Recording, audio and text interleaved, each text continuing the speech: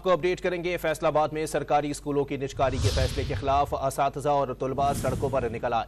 मुजाहिरीन को मुंतशिर करने के लिए पुलिस ने लाठीचार्ज और हवाई फायरिंग करके मुतअद्दिद असातिज़ा को हिरासत में ले लिया। मजीद जानते हैं डॉन न्यूज़ के नुमाइंदे काशिफ हुसैन से। जी काशिफ, अपडेट कीजिएगा।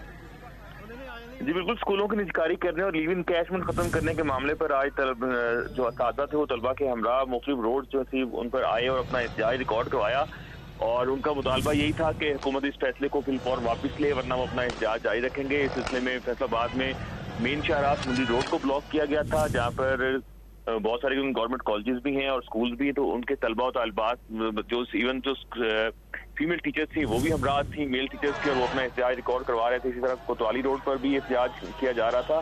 सुमरी रोड वाला एहतजाज जो है वो वहाँ पर क्योंकि स्टूडेंट की तादाद ज्यादा थी तो पहले पुलिस ने उनको मुंतशिर करने के लिए लाठीचार्ज का इस्तेमाल किया। उसके बाद जो असातिज़ा थे, इवन फीमेल जो टीचर्स थी, उनको भी हिरासत में ले लिया गया, जिसके बाद तलबा मुश्तिल हो गए। उन्होंने पुलिस पर जो है पथराव भी किया था और इस पथराव के नतीजे में मुतअद्दिद पुलिस एहलकार भी जख्मी हुए, जिसके बाद पुलिस जो है उसने हवाई फायरिंग का सहारा लिया और फायरिंग करके जो मुजाहिरीन थे, एहतजाजी मुजाहिरीन, उनको मुंतशिर करने की कोशिश की।